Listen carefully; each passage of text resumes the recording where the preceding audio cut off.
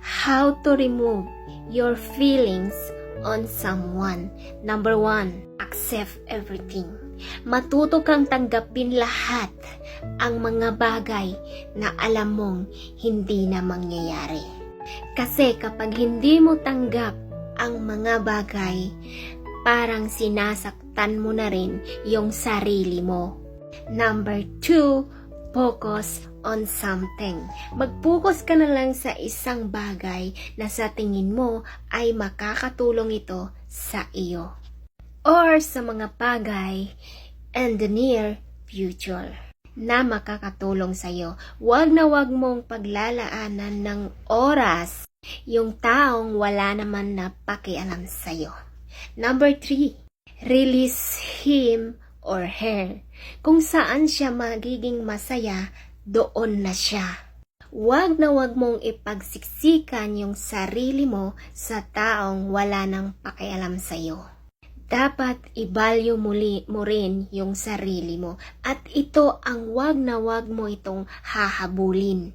Ang isang taong palaging tumatakbo, papalayo sa'yo. At pang-4, stop being dilolo. I know na ito talaga yung main problem ng karamihan. Bakit? Kasi nag-i-imagine ng mga bagay na hindi naman mangyayari sa personal. Pang-5, block her or him on Facebook. Kung hindi mo kayang i-block, ipablock mo sa kaibigan mo. Dahil pwede mo naman i-block yung tao, especially kung ito ay makakatulong sa'yo. Or kung hindi mo man siya kayang i-block sa Facebook, ipablock mo ito sa kaibigan mo.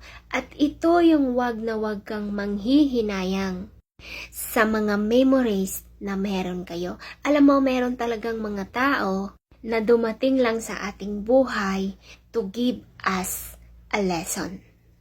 To give us realization para mabuo ulit yung sarili mo.